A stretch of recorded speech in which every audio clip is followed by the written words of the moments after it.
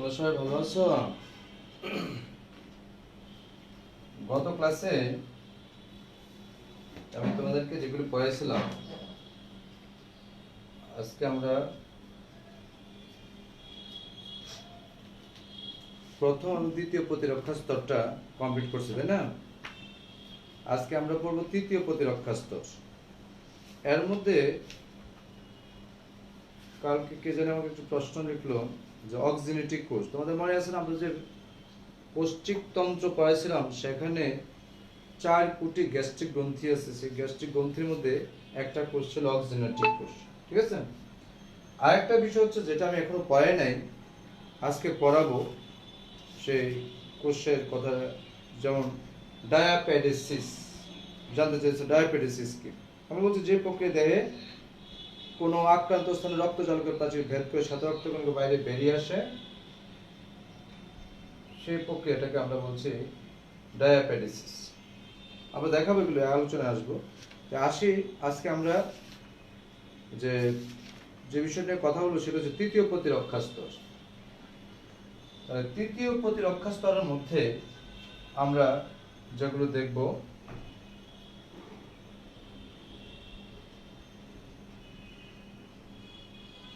তাহলে তৃতীয় প্রতিরক্ষা স্তর,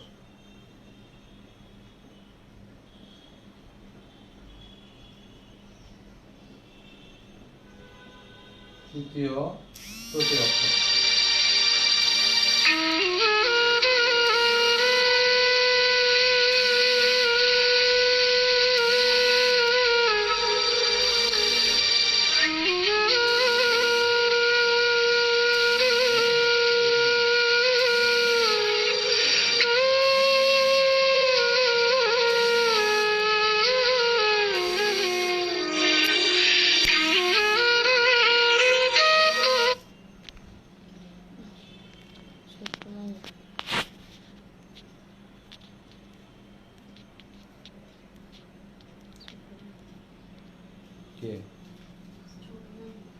আচ্ছা, এখন এই তৃতীয় প্রতিরক্ষা স্তরটা হচ্ছে, আমরা বলছিলাম যে প্রথম এবং দ্বিতীয় প্রতিরক্ষা স্তর যদি ব্যর্থ হয়, তাহলে এই প্রথম দ্বিতীয় প্রতিরক্ষা স্তরটাকে ব্যর্থ হওয়ার পর তাহলে তৃতীয় প্রতিরক্ষা স্তর এসে বাধা সৃষ্টি করবে, ওই জীবাণুর বিরুদ্ধে সরাসরি আক্রমণ করবে। দুইভাবে করবে, একটা হচ্ছে কোষভিত্তিক আক্রমণ, আর একটা হচ্ছে রস ভিত্তিক আক্রমণ। আমরা এগুলো নিয়ে কথা বলবো। আমরা যদি আসি, তাহলে আমরা বলছি যে প্রতিরক্ষা ব্যবস্থা দেহে অনুপ্রবেশকারী সুনির্দিষ্ট ধরনের বহিরাগত, খেয়াল করো এইটা হচ্ছে স্পেসিফিক। আগে দুইটাই ছিল নন স্পেসিফিক, এখন তৃতীয় প্রতিরক্ষা স্তর আমরা বলছি সুনির্দিষ্ট জীবাণুর বিরুদ্ধে অণুজীব হতে পারে, কণা হতে পারে, ক্যান্সার কোষ হতে পারে, তাদেরকে ধ্বংস করে এবং প্রথমবার আক্রান্ত হওয়ার পর এসব নির্দিষ্ট ক্ষতিকর টার্গেট আজীবন মনে রাখে। মানে এখানে স্মৃতিকোষেরও ব্যবস্থা আছে। তাহলে আমরা এখানে আরেকটা বিষয় পেলাম, স্মৃতিকোষ মনে রাখতে পারে, রেখে পরবর্তীতে যে কোনো আক্রমণে দ্রুত এবং তাৎক্ষণিক কার্যকর সাড়া প্রদান করে, সেটাকে আমরা বলছি তৃতীয় প্রতিরক্ষা স্তর। তাহলে তৃতীয় প্রতিরক্ষা স্তর বলতে আমরা যে বিষয়টা নিয়ে কথা বলবো সেটা হচ্ছে যেটা স্পেসিফিক, অর্থাৎ যে প্রতিরক্ষা স্তরে অনুপ্রবেশকারী সুনির্দিষ্ট জীবাণুর, বহিরাগত রোগ জীবাণু সৃষ্টিকারী, ক্যান্সার সৃষ্টিকারী বা টিউমার সৃষ্টিকারী, যাদেরকে ধ্বংস করে এবং প্রথমবার আক্রান্ত হওয়ার পর যে নির্দিষ্ট ক্ষতিকর টার্গেট জীবাণুটাকে আজীবন মনে রাখে এবং দ্রুত এবং কার্যকর সাড়া প্রদান করে, সেটাকে আমরা বলছি তৃতীয় প্রতিরক্ষা স্তর। তাহলে তৃতীয় প্রতিরক্ষা স্তরের যে যন্ত্রপাতিগুলো আমরা দেখলাম সেটা হচ্ছে কি, কোষ ভিত্তিক, রস ভিত্তিক, সাথে আরেকটা যোগ হয়েছে স্মৃতিকোষ। কারণ আজীবন মনে রাখে টার্গেট কোষ। যেমন কারোর যদি বসন্ত হয়, তাহলে আর জীবনে বসন্ত হবে না। কেন হবে না? ওই যে তার মধ্যে কিছু মেমোরি কোষ আছে, এরা মনে রাখবে, যার কারণে সে অনুযায়ী সাড়া প্রদান করে। তাহলে আমরা আমাদের এই আলোচনার সুবিধার জন্য তৃতীয় প্রতিরক্ষা স্তরটাকে আমরা দুইটা ভাগে ভাগ করি। একটা হচ্ছে সহজাত আর একটা হচ্ছে অর্জিত প্রতিরক্ষা। সহজাত আর একটা হচ্ছে অর্জিত প্রতিরক্ষা। কথা বলছে সহজাত প্রতিরক্ষা, অর্জিত প্রতিরক্ষা। তাহলে সহজাত যে প্রতিরক্ষাটা সেটা হচ্ছে আমাদের বংশগত। যেমন প্রথম এবং দ্বিতীয় প্রতিরক্ষা স্তরটাও কিন্তু সহজাতের মধ্যেই পড়ে। তাহলে যে অনাক্রম্যতা জন্মের পর থেকে বংশ পরম্পরায় সঞ্চারিত হয়, জন্মের পর থেকে বংশ পরম্পরায় সঞ্চালিত হয়, সেটি হচ্ছে সহজাত প্রতিরক্ষা। তাহলে সহজাত এটা কিন্তু নন স্পেসিফিক। খেয়াল করো, এটা আবার কিন্তু নন স্পেসিফিক সহজাত প্রতিরক্ষাটা। তাহলে এই সহজাত প্রতিরক্ষা কারা কারা আছে? আমরা সরাসরি যদি বলি, প্রথম ও দ্বিতীয় প্রতিরক্ষায়, মূলত দ্বিতীয় প্রতিরক্ষা স্তর এরা আমাদের কাজ করে। মানে জন্মগতভাবে যদি আমাদের এই প্রথম এবং দ্বিতীয় প্রতিরক্ষা স্তরটা খুব স্ট্রং হয়, তাহলে আমাদের দেহে রোগ জীবাণু প্রবেশ করতে অনেক সময় লাগবে, মানে দ্রুত আমরা রোগাক্রান্ত হব না। যেমন মনে করো ত্বক, বলছিলাম মিউকাস, তারপর পাকস্থলীর পিএইচ, মনে পড়ে কিনা লালারস, চোখের পানি, শ্বসন তন্ত্রের সিলিয়া, রক্তকণিকা, ওই যে ম্যাক্রোফেজ কোষগুলো, মনোসাইট, নিউট্রোফিল, এই সমস্ত এরা এই সহজাত প্রতিরক্ষায় অংশগ্রহণ করে। তাহলে জিনগত গঠনের ভিত্তিতে এই প্রতিরোধ ব্যবস্থা সৃষ্টি হয় বলে এটাকে আমরা বংশগত বলি, মানে জেনেটিক্যালি জন্মগত। যেমন মনে করি একই পরিবারে তারা দুই ভাই দুই বোন, এখন দেখা যায় ছোট বোনটার সবসময় জ্বর, ঠান্ডা, সর্দি, কাশি একটা না একটা লেগেই থাকে। মানে কি, ওই তিন ভাই বোনের তাদের সহজাত প্রতিরক্ষা ব্যবস্থাটা খুবই সবল, আর ছোটটার এগুলো জন্মগতভাবে দুর্বল জিনগত কারণে। তো এই জিনগত কারণটাকেই আমরা এটাকে জেনেটিক্যালি অনাক্রম্যতা বলি। এখন এই জিনগত অনাক্রম্যতা যেটা যেটা আমরা বলি আর কি প্রতিরক্ষা ব্যবস্থায় আংশিক বা সম্পূর্ণভাবে, যেমন কলেরা, হাম, আমাশয়, ভাইরাসজনিত পক্ষাঘাত, মাম্পস ইত্যাদি রোধ করতে পারে। যেমন কয়েকটা উদাহরণ দিই তোমাদেরকে। এই জিনগত মানে এই বংশগত যেটা, এটাকে আমরা আরেকটা কথা বলতে পারি যে বংশগত বা জিনগত প্রতিরক্ষা। বংশগত বা জিনগত প্রতিরক্ষা, এই অংশটা আমরা বলতে পারি।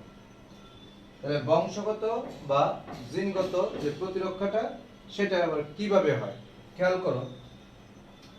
কিছু কিছু ডিজিজ আছে যে নির্দিষ্ট একটা গোষ্ঠীর মধ্যে হয়, সবার হয় না, ওই গোষ্ঠীর মধ্যে। যেমন এরকম আমরা একটা পাই প্রজাতিগত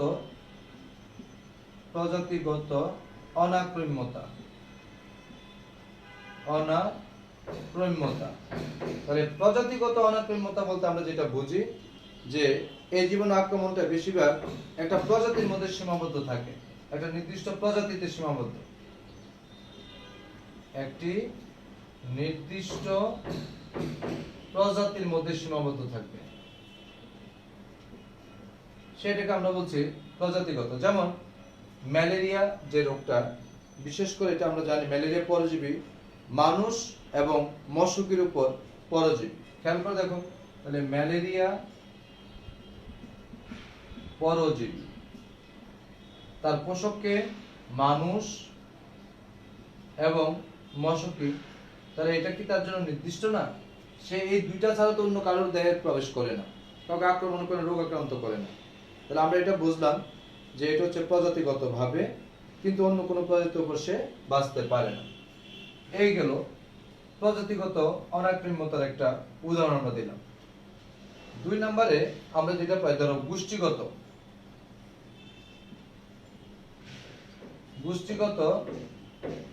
অনাক্রম্যতা।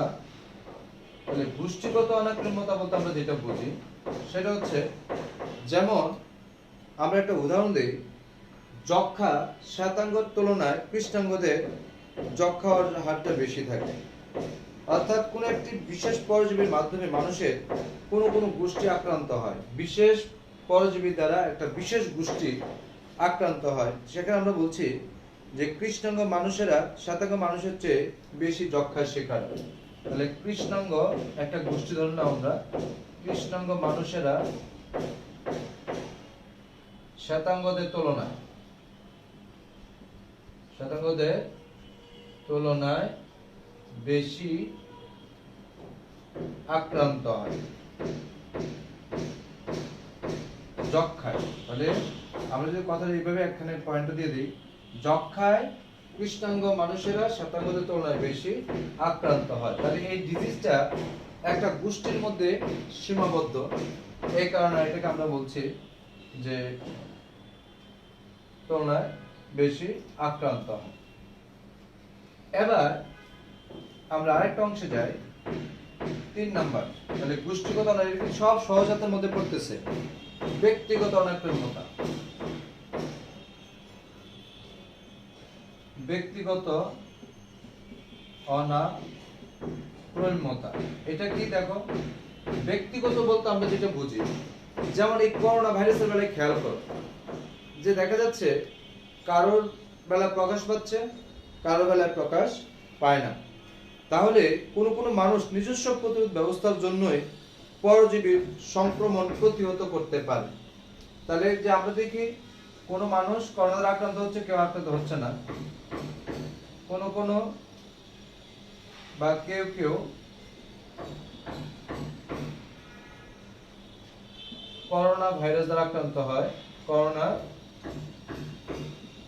ভাইরাস দ্বারা আক্রান্ত হচ্ছে, আবার কেউ আক্রান্ত হচ্ছে না। তাহলে এই যে এখানে আমরা দেখলাম, এটা কি করোনা ভাইরাসের বৈষম্য নাকি?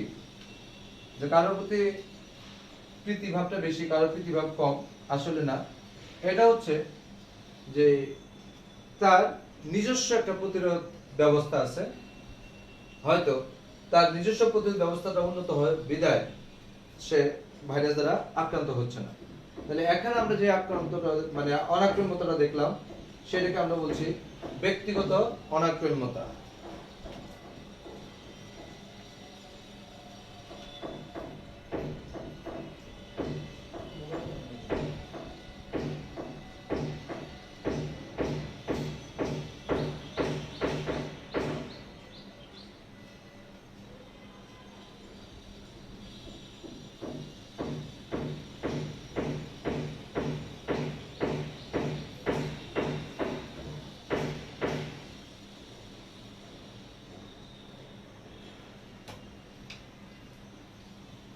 যে আপনি এই পাশে তাকান,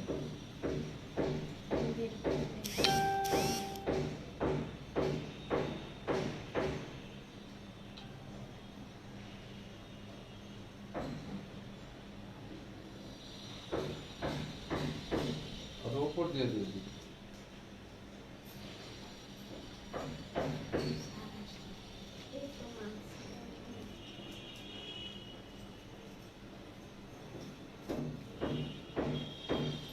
আচ্ছা, তাহলে এবার আমরা এই সহজাত প্রতিরক্ষাটাকে আমরা বুঝলাম, আশা করি তোমরা সবাই বুঝছো। তাহলে এই সহজাত প্রতিরক্ষা বলতে আমরা কি বুঝি? এবার আমরা আসি যে এই সহজাত অনাক্রম্যতা প্রতিরোধ করার পদ্ধতিটা কি। এই পদ্ধতিটার মধ্যে আমরা যেগুলি দেখতে পাই, আমরা বলছি যে প্রথম এবং দ্বিতীয় প্রতিরক্ষা স্তরটাকে আমরা ইনডাইরেক্টলি নিয়ে আসতে পারি। যেমন কিভাবে? দেখো, 1 নাম্বার হচ্ছে প্রতিহত করা। সে কি প্রতিহত করে? তুমি নিজেরাই বুঝতে পারতেছো যে আমাদের ত্বক, তারপরে যেমন 1 নম্বরে আমরা আগে এটা প্রতিহতটাই এইভাবে লিখি আগ্রাসন, আগ্রাসন রোধ। এটা যেমন এখানে আমরা বলতে পারি আমাদের যে রক্তের মধ্যে যে মনোসাইট, নিউট্রোফিল, তারপর যকৃতের কাপ্পার কোষ বা কোপার কোষ, তারপরে আমাদের হিস্টোসাইট, প্লীহা, লসিকা গ্রন্থি, থাইমাস গ্রন্থি, এগুলোতে আছে, এরা বিভিন্ন ভাবে জীবাণুকে আক্রমণ।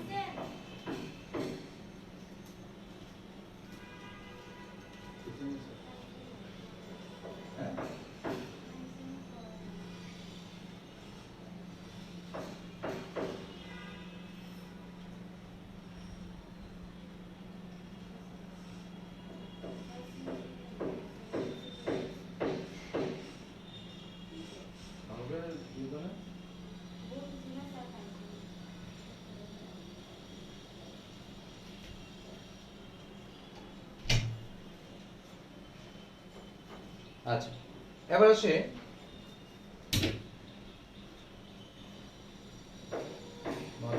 বাকিরা কোথায়?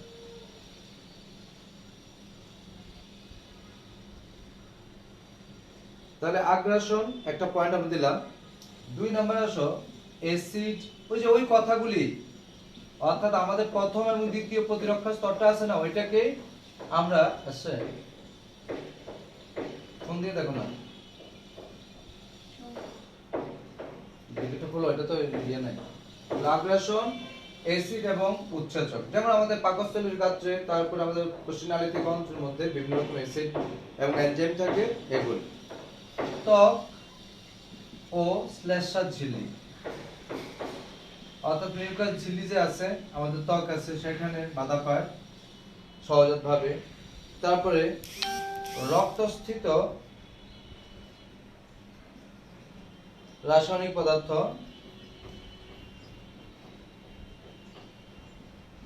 রক্তস্থিত যে রাসায়নিক পদার্থগুলি আছে, যেমন রাসায়নিক পদার্থ রক্তের মধ্যে আমাদের কি কি আছে দেখো তো, লাইসোজোম, শ্বেত রক্তকণিকা প্রচুর পরিমাণে লাইসোজোম থাকে, এটা হচ্ছে ফ্যাগল লাইসোজোম।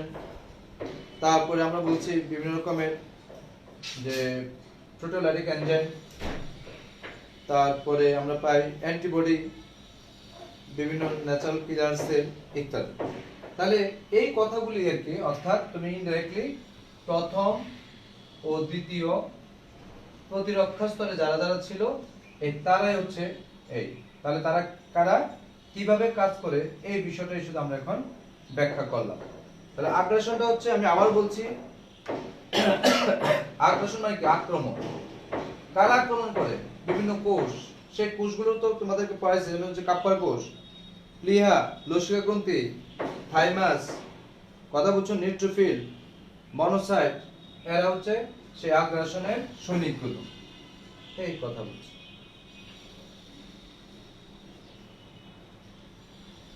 লিম্ফয়েড নোড কি? লিম্ফয়েড নোড হচ্ছে যেখানে লসিকা গ্রন্থিগুলো, এই যে আমাদের এই যে এখানে যে আছে লসিকা টনসিল তাদেরকে আমরা বলি, সেগুলিতে লসিকা, সেখানে তো লসিকা নোডগুলি থাকে, মানে গিট গিট করে গোল গোল ছোট ছোট ছোট গুটি গুটি, তাদেরকে বলা হচ্ছে লিম্ফয়েড নোড।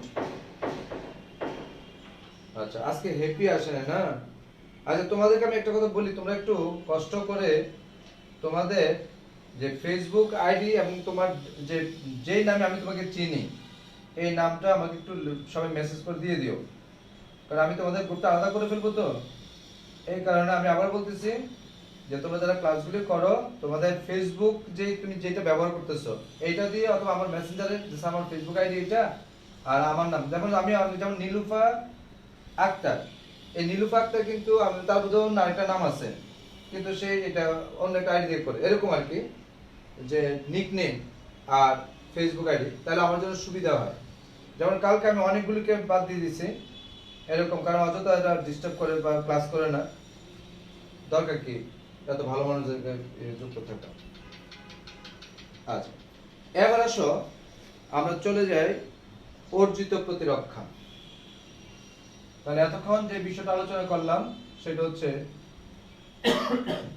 এটা আলোচনা করছি এই কারণে, কারণ এগুলো সমসাময়িক বিষয়, এই জন্য তোমাদের জানা দরকার। এবার আসি আমরা অর্জিত প্রতিরক্ষা। এই অর্জিত প্রতিরক্ষাটাকে আমরা তিনটা ভাগে ভাগ করব। অর্জিত প্রতিরক্ষা বলতে যেটা কৃত্রিম ভাবে, অর্থাৎ আমরা টিকার মাধ্যমে যেটা আমরা নেই, অর্থাৎ জন্মের পর থেকে দেহে রোগ জীবাণু প্রবেশের পর, একটা হচ্ছে জন্মের পর থেকে আজীবন যেটা ছিল, যেটা আমরা বলছিলাম জিনগত, মানে জন্মের সময় থেকে বংশ পরম্পরা সঞ্চারিত হয়েছে, আর এটা জন্মের পর কথাটা বুঝো, জন্মের পর দেহে রোগ জীবাণু প্রবেশের ফলে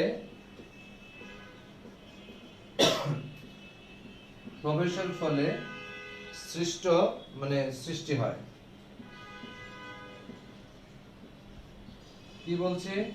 জন্মের পর দেহে রোগ জীবাণু প্রবেশের ফলে সৃষ্টি হয় যে প্রতিরক্ষাটা, সেটাকে আমরা বলছি অর্জিত প্রতিরক্ষা।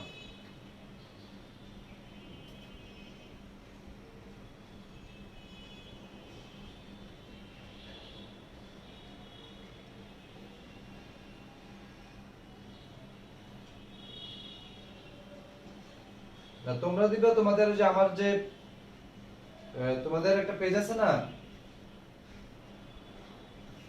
ওই পেজে বায়োলজি যে পেজটা, এটাতে দাও, এটা থেকে আমি লিখে রাখবো, আর অথবা আমাকে ফোন করে জানিয়ে দিতে পারো। যেমন আমি অলরেডি কালকে দাদা ফোন করছে, তোমাদের কাছে একটা মেসেজ দিয়েছিলাম, এই মেসেজে যারা ফোন করে তাদেরকে আমি ওইভাবে যুক্ত করছি, এবং যুক্ত করে তোমাদেরকে আলাদা একটা কোড নাম্বার দিয়ে দেবো, ওই কোডে আমি ক্লাস নেব আর কি।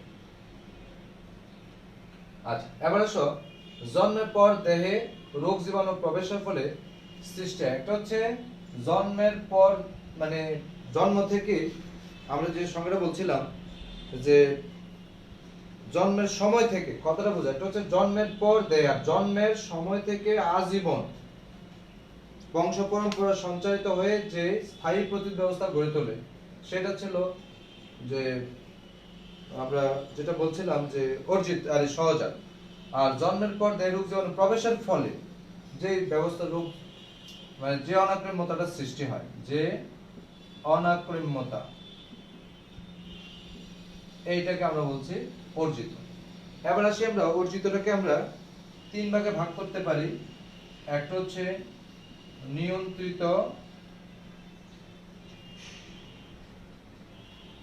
নিয়ন্ত্রিত অনাক্রম্যতা, নিয়ন্ত্রিত মাধ্যমের উপর ভিত্তি করে এইটাকে আবার আমরা দুই ভাগে ভাগ করি। একটা কোষ নির্ভর, আর এটা হচ্ছে কোষ নির্ভর, আর একটা হচ্ছে, সবাই বলে লিখো এগুলো, তাহলে বুঝতে পারবা। এবার যেভাবে প্রশ্ন আসে তুমি এগুলো আনসার করবা।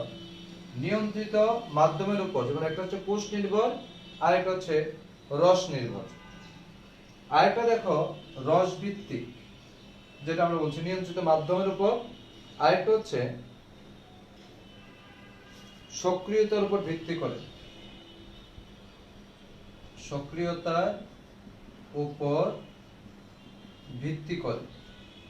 এইটাকে আমরা ভাগ করতে পারি দুই ভাবে, একটা হচ্ছে প্রাকৃতিক আর একটা হচ্ছে কৃত্রিম।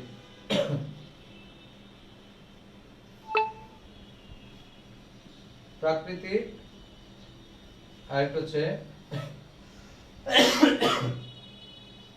কৃত্রিম। তারপরে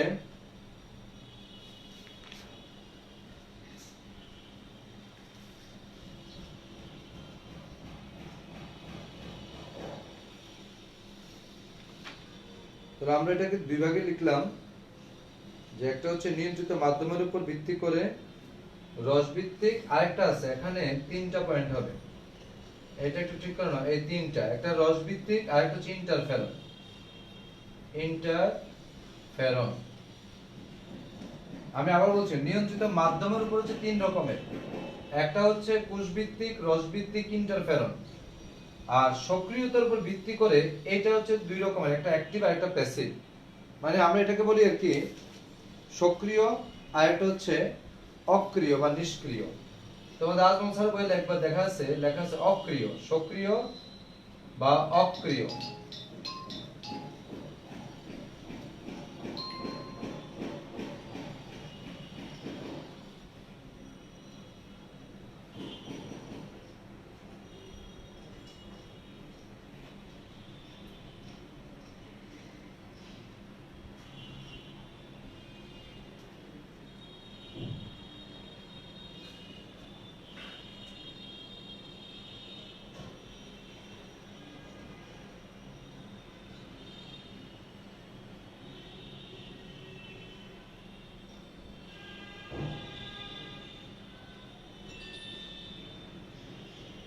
এবার আসি একটা সক্রিয় আর একটা হচ্ছে অক্রিয়।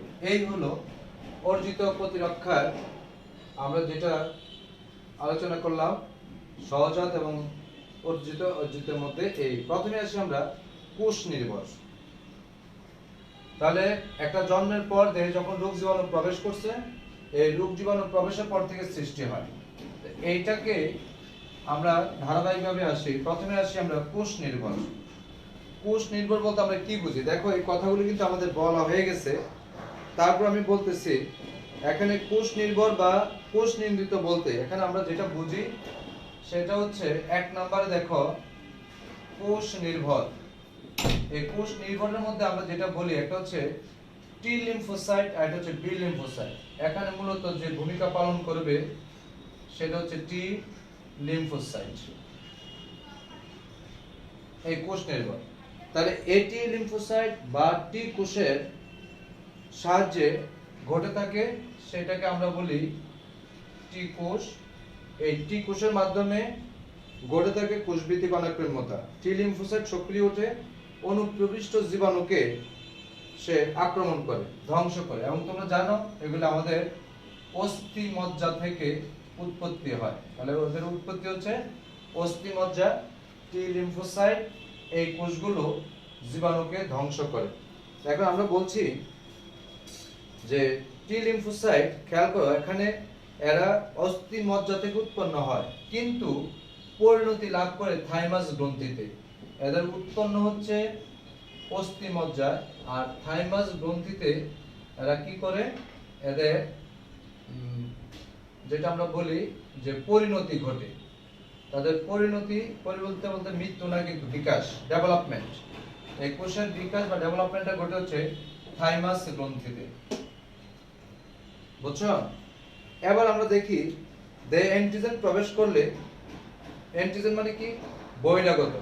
তাহলে এই টি কোষগুলো, টি লিম্ফোসাইটগুলো যে অ্যান্টিজেনকে, অ্যান্টিজেন মানে জীবাণু, অ্যান্টিজেন মানে কি? জীবাণু। এই জীবাণুকে গ্রাস করে, এবং সেটা হতে পারে ফ্যাগোসাইটোসিস প্রক্রিয়া, এবং ফ্যাগোসাইটোসিস প্রক্রিয়া এদেরকে গ্রাস করে ফেলে। এই হচ্ছে টি লিম্ফোসাইট। আর সে কি করে? টি লিম্ফোসাইট আবার সে এক ধরনের রাসায়নিক পদার্থ ক্ষরণ করে।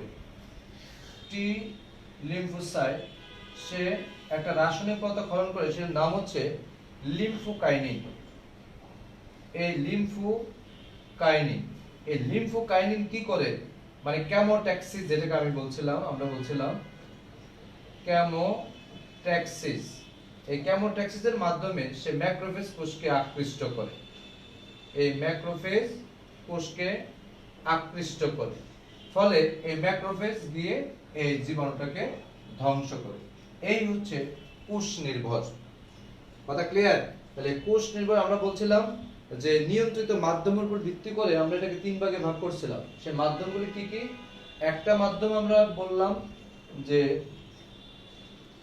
টি লিম্ফোসাইট, আরেকটা মাধ্যমে আমরা আসবো বি লিম্ফোসাইট। তাহলে অনেকের প্রশ্ন ছিল যে টি লিম্ফোসাইট অ্যান্টিবডি তৈরি করে কি না? না, টি লিম্ফোসাইট কোনো অ্যান্টিবডি তৈরি করে না। অ্যান্টিবডি যে তৈরি করে সেটা হচ্ছে বি লিম্ফোসাইট।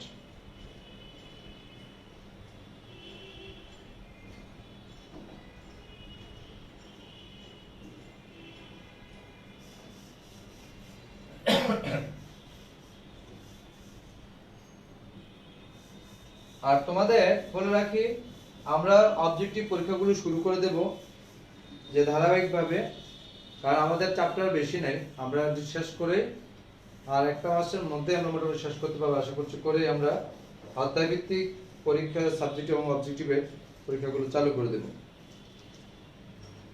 আচ্ছা, তাহলে সবাই এতটুকু বুঝছো? তাহলে এতক্ষণ আমরা যেটা আমরা বললাম লিম্ফোকাইনিন এনজাইমের সাহায্যে ধ্বংস করে, এটা একটা এনজাইম বা রাসায়নিক পদার্থ। তাহলে মোটামুটি ক্লিয়ার। আশা করি এই তথ্যটা তুমি জানা থাকলে এগুলো তুমি লিখতে পারবা। এবার আসি আমরা কোষ নির্ভরের পরে ইন্টারফেরনটা সেকেন্ড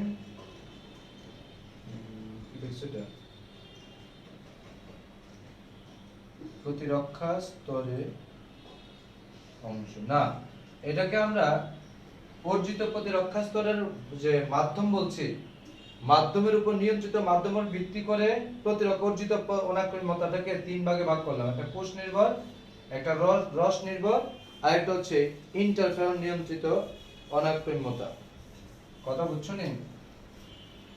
এবার আমরা দ্বিতীয় ধাপে যাই। দ্বিতীয় ধাপটা কি?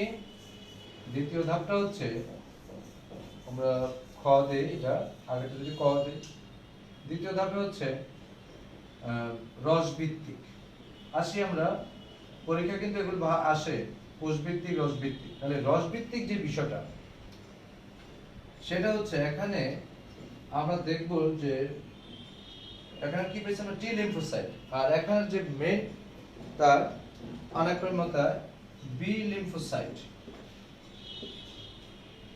বি লিম্ফোসাইট বা বি কোষ, এগুলো কিন্তু শ্বেত রক্ত কণিকা এবং এগুলো অস্থি মজ্জা থেকে উৎপন্ন হয়। আমরা জানি রক্তে অ্যান্টিজেন প্রবেশ করার পর বি লিম্ফোসাইট সরাসরি তার সাথে যুক্ত হয়। যুক্ত হয়ে অ্যান্টিজেনের প্রভাবে বি লিম্ফোসাইট, দেখো বি লিম্ফোসাইট, এদের কোষ, যে কোষটার নাম, এটাকে হচ্ছে ব্লাস্ট কোষ। এই ব্লাস্ট কোষ থেকে এদের উৎপত্তি হয়। যেমন আমরা বলছি অস্থিমজ্জা, সেখানেও এরা আমরা দেখি যে ব্লাস্ট কোষে পরিণত হয়। ব্লাস্ট কোষ থেকে প্লাজমা কোষ, এই প্লাজমা কোষ অর্থাৎ বি লিম্ফোসাইট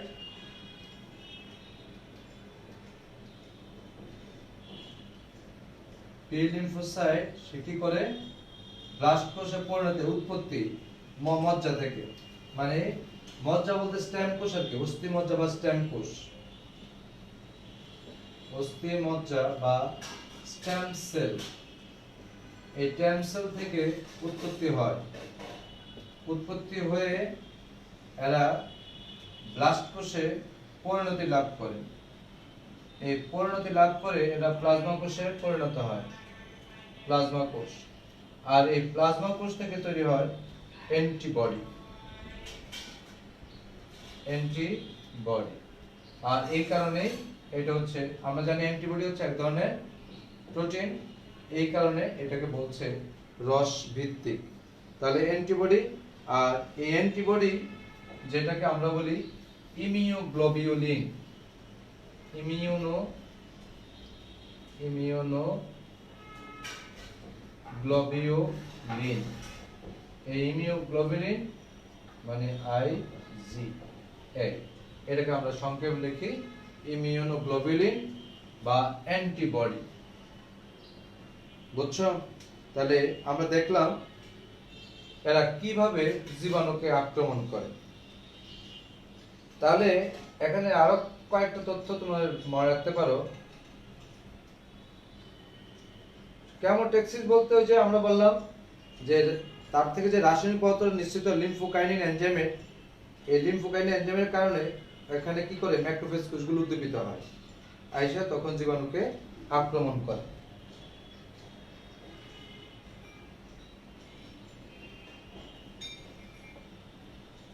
আচ্ছা, এবার আমরা বলছি যে এই সাইটো লিম্ফোসাইট থেকে বিভিন্ন রকমের সাইটোটক্সিক পদার্থ সৃষ্টি হয়। সে সাইটোটক্সিক যেমন মনে করো লিম্ফোকাইনিন, টি লিম্ফোসাইট, সাপ্রেসর লিম্ফোসাইট, তারপরে হচ্ছে স্মৃতিটি কোষ মানে মেমোরি সেল। মেমোরি সেল কিন্তু দুইটাতে সৃষ্টি হবে, টিতেও সৃষ্টি হবে, বিতেও সৃষ্টি হবে। কিন্তু সরাসরি জীবাণুকে ধ্বংস করেছে অ্যান্টিবডি, টি লিম্ফোসাইট, আর অ্যান্টিবডি কিন্তু সৃষ্টি করে তারপর ধ্বংস করে বি লিম্ফোসাইট। তাহলে আমরা বলছি এদের উৎপত্তি অস্থি মজ্জাতে, পরিণতি ঘটে হচ্ছে থাইমাসে। আর এদের বেলা আমরা বলছি অস্থি মজ্জা উৎপন্ন হবে, সেখান থেকে এরা চলে যায় কোথায়, প্লাজমা মানে ব্লাস্ট কোষ, লসিকা কোষ আর কি, লসিকাতে থাকে কোষগুলো, ব্লাস্ট কোষ থেকে প্লাজমা কোষ থেকে তারপরে অ্যান্টিবডি। এবার আসো ইন্টারফেরন। তাহলে ইন্টারফেরন আমরা তিন ভাগে বলছি, মাধ্যমের উপর ভিত্তি করে অনাক্রম্যতাকে তিন ভাগে, একটা হচ্ছে কোষ ভিত্তিক, রস ভিত্তিক, আর একটা হচ্ছে রস মানে অ্যান্টিবডি, এটা হচ্ছে ইন্টারফেরন।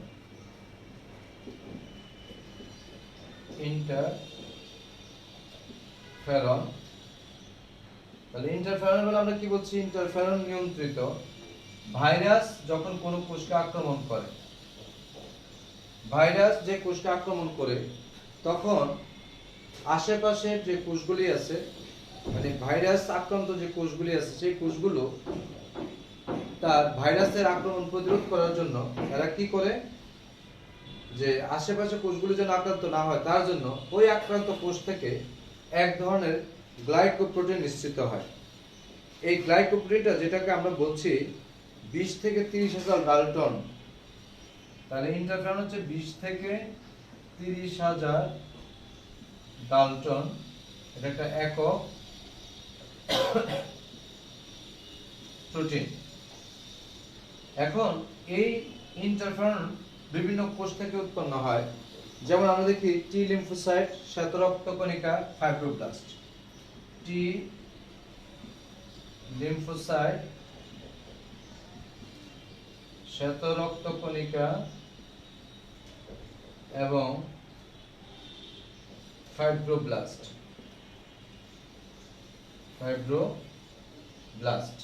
তাহলে এই কোষগুলো থেকে উৎপন্ন হয়।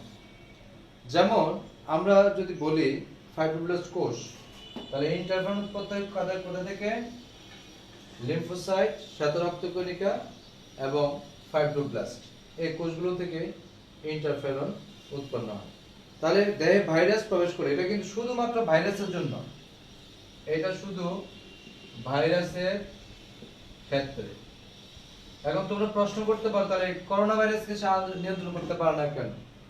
করোনা ভাইরাসকে নিয়ন্ত্রণ করতে পারে না এই কারণে, কারণ সে মিউটেশনের মাধ্যমে দ্রুত তার বৈশিষ্ট্য, মানে যে আরএনএ যে মানে সিকোয়েন্স যেটা, সেটা দ্রুত চেঞ্জ করে ফেলে। এই পর্যন্ত ওদের 512-এরও বেশি সে এরকম চেঞ্জ করছে, যার কারণে বিজ্ঞানীরা হতাশ। একদিক দিয়ে রেডি করে পরে ওখানে গিয়ে দেখে যে যখন তারপর মানে অ্যাকশনে যাবে তখন দেখে যে সে অন্য একটা হয়ে গেছে, এরকম চেঞ্জ হচ্ছে আর কি, যার কারণে তাকে ইন্টারফেরন দিয়ে নিয়ন্ত্রণ করা যাচ্ছে না। তাহলে দেহে ভাইরাস অনুপ্রবেশ ঘটলে ভাইরাসের আক্রান্ত দেহকোষ থেকে দ্রুত ইন্টারফেরন নিশ্চিত হয় ভাইরাসের বিভাজনটাকে রোধ করে দেয়, মানে বিভাজন বন্ধ করে দেয়। এইভাবে বর্তমানে ইকোলাই ও ইস থেকে আমরা জানি বিটা ফেরন নামে বাজারে পাওয়া যায়। বিটা ফেরন ক্যান্সার রোগীদের জন্য ব্যবহার করা হয়। বিটা ফেরন ক্যান্সার রোধ করার ক্ষেত্রে এটা কাজ করে। করোনা ভাইরাসের মিউটেশন ঘটে।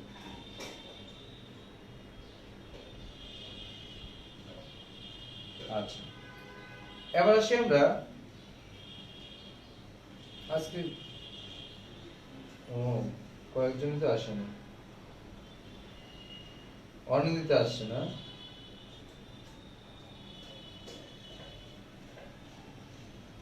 হ্যাপি আসে নাই, আরেকটা না অনিন্দিতার সাথে হ্যাপি আরেকটা ছিল, সবসময় থাকবে। আচ্ছা ঠিক আছে,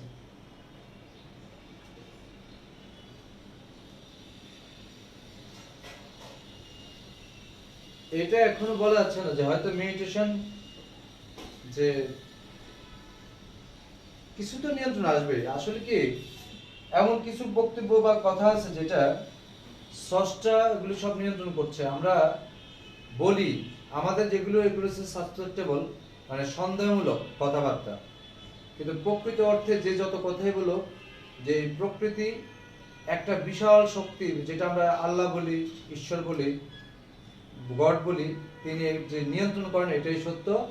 এবং এটাই প্রমাণ করলো বিংশ শতাব্দীতে আইসা, সেটা আমরা একটা বিজ্ঞানের জয়যাত্রার মধ্যেও দেখলাম যে এটাই প্রমাণ হলো যে আসলে যে পরম করুণাময় হয়তো এটা নিয়ন্ত্রণ করবেনই, অবশ্যই হয়তো আমরা তার সুফল পাবো। কারণ না হলে তার এই সৃষ্টির রহস্যটাই তো কারা মানে জ্ঞান লাভ করবে? মাত্র তো মানুষই, যাদের বুদ্ধি বেশি, তিনি সমস্ত গুণাবলী দিয়ে মানুষদেরকে সৃষ্টি করছেন, অত্যন্ত ভালোবেসে মানুষদেরকে সৃষ্টি করছেন, যেন তার এই মহিমা তার এই নাম গুণাগুণ এগুলো মানুষ প্রচার করে মানুষের মধ্যে হৃদয়ঙ্গম করতে পারে। তো মানুষ আত্মহমিকায় মত্ত থাকে, আমি বড়, আমি অনেক কিছু জানি, অনেক কিছু পারি, আমার দ্বারা অনেক সম্ভব।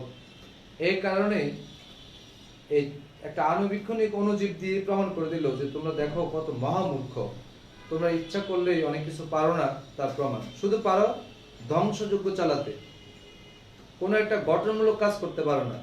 যেমন পারমাণবিক বোমা আছে, এখন যদি বলে যে হ্যাঁ দিবে, তাহলে সেটা দিয়ে ধ্বংস করতে পারবে, কিন্তু সৃজনশীল মঙ্গলজনক কোনো কাজ আমাদের দ্বারা সম্ভব না। এটা বুঝেছে আর কি করোনার মাধ্যমে। যাই হোক, এবার আমরা পরবর্তী অংশে আসি। দেখো,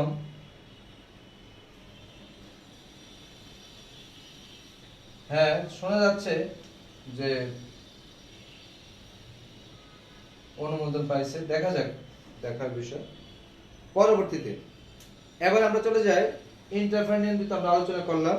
এবার গুরুত্বপূর্ণ একটা বিষয়, সেটা হচ্ছে অ্যাক্টিভ আর প্যাসিভ, মানে কৃত্রিম সরাসরি আমরা যেটা টিকার কথা বলেছি, এই টিকার বিষয়টা হচ্ছে এই জায়গায়। সেটাকে আমরা কি বলছিলাম, 2 নাম্বার, সক্রিয়তার উপর ভিত্তি করে। সক্রিয়তার উপর ভিত্তি করে আমরা অনাক্রম্যতাকে 2 ভাগে ভাগ করতে পারি। একটা হচ্ছে সক্রিয় অনাক্রম্যতা, অনাক্রম্যতা। সক্রিয় অনাক্রম্যতা বলতে আমরা কি বুঝি? যেমন মনে করো আমাদের দেহে এমন কিছু ব্যবস্থা থাকে যা জীবাণু প্রবেশ করার সাথে সাথে সক্রিয় হয়ে ওঠে। এ ধরনের প্রতিরোধ ব্যবস্থাকে আমরা সক্রিয়, যে সেখানে আমরা দেখি সক্রিয় প্রতিরক্ষায় বি লিম্ফোসাইট ও টি লিম্ফোসাইট উভয়ে সহযোগিতা করে। এখন কথা হচ্ছে এটার মধ্যে আবার 2টা ভাগ আছে, একটা হচ্ছে প্রাকৃতিক ভাবে লব্ধ আর একটা হচ্ছে কৃত্রিম ভাবে লব্ধ। প্রাকৃতিক ভাবে লব্ধ সক্রিয় প্রতিরক্ষা। দেখো, প্রাকৃতিক ভাবে লব্ধ, এটা আমি 1 দিই না, দরকার নাই, এটা কয় দিছি, কয়ের মধ্যে 1 বা রোমান সাইড মধ্যে একই থাকুক।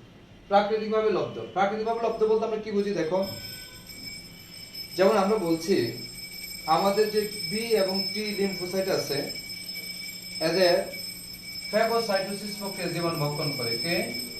বি এবং টি লিম্ফোসাইট ফ্যাগোসাইটোসিস প্রক্রিয়া জীবাণু ভক্ষণ করে, তাই না? বি এবং টি লিম্ফোসাইট ফ্যাগোসাইটোসিস প্রক্রিয়া জীবাণু ভক্ষণ করে প্রাকৃতিক ভাবে।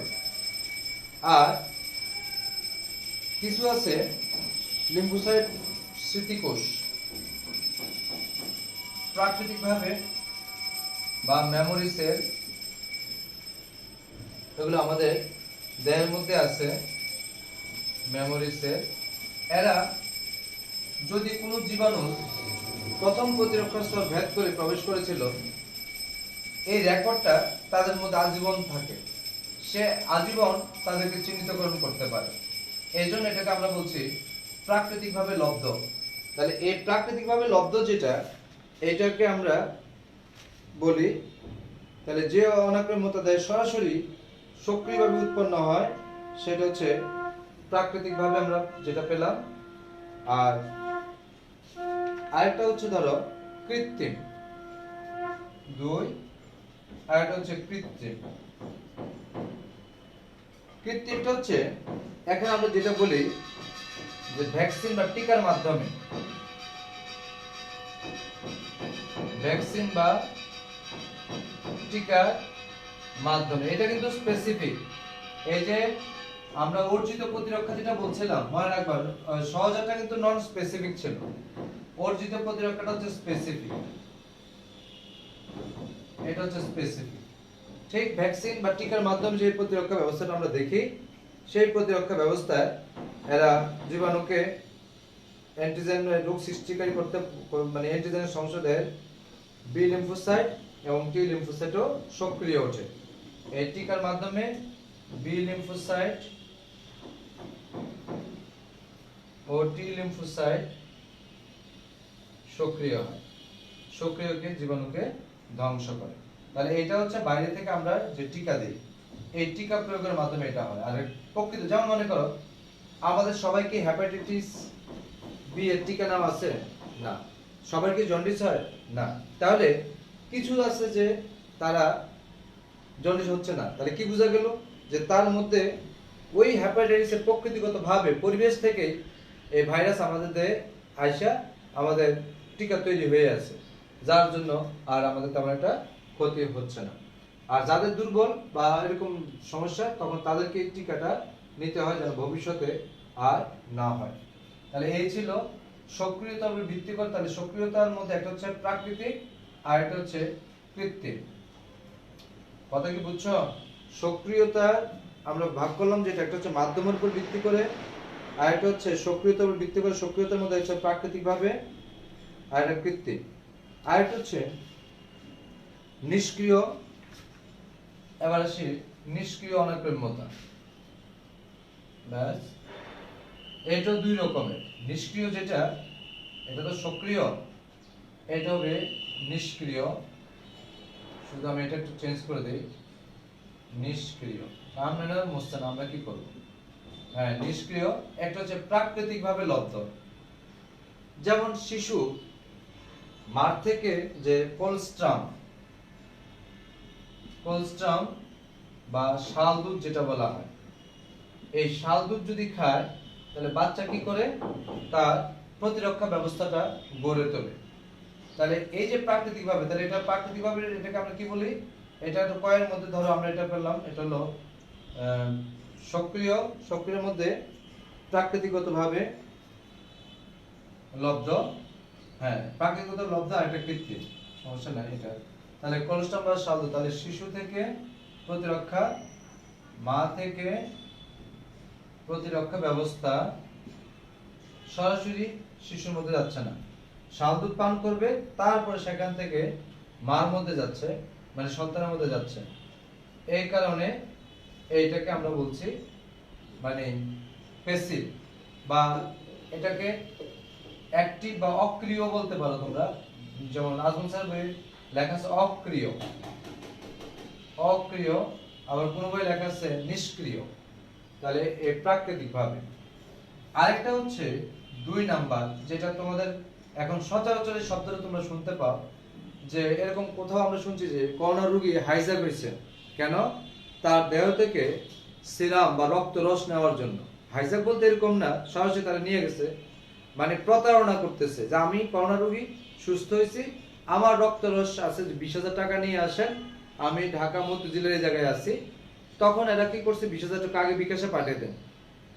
এখন মনে করো যার রোগী, সে তো চায় যে কারো রক্ত রসটা যদি পেয়ে যায় তাহলে সে সুস্থ হয়ে যাবে।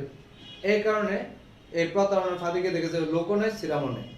কথা বুঝছো? এই ধরনের প্রতারণা পর্যন্ত করে করোনা নিয়ে, মানে মানুষ যে কত খারাপ প্রকৃতির মানুষ আছে।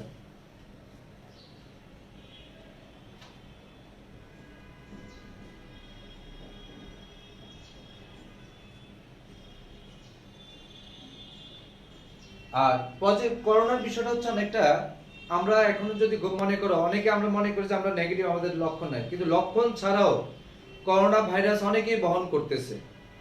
এগুলি প্রকাশ পায় না, কারোর ক্ষেত্রে হয়তো প্রকাশ পায়।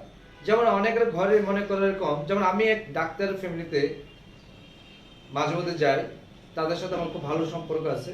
সেখানে দেখা যাচ্ছে তাদের সবারই হয়েছে, কিন্তু লক্ষণটা প্রকাশ পাইছে শুধু একজনের বেলায়, তার মানে ঠান্ডা সর্দি কাশি এটা হয়েছে, আর অন্যরা কিন্তু সবাই সুস্থ ছিল, কিন্তু সবাই পজিটিভ।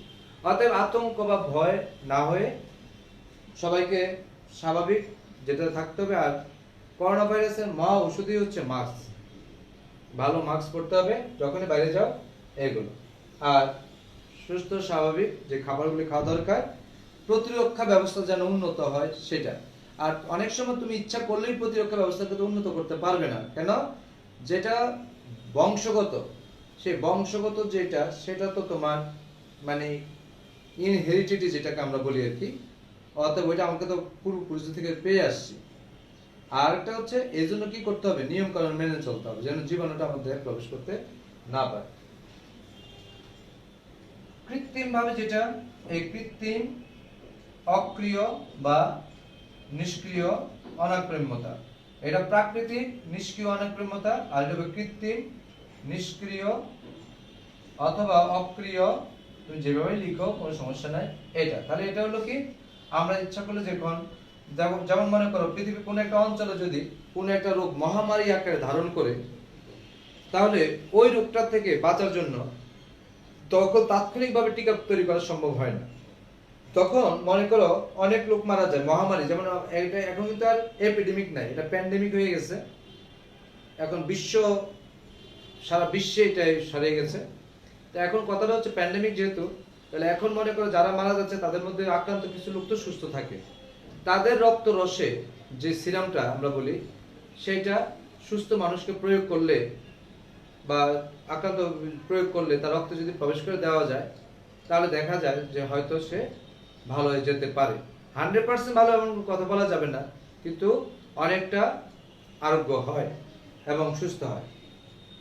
এইটাকে আমরা বলছি কৃত্রিম নিষ্ক্রিয় বা অক্রিয় ব্যবস্থা। সেখানে আমরা এভাবে সিরাম ট্রান্সপ্লান্ট মানে প্রয়োগের মাধ্যমে,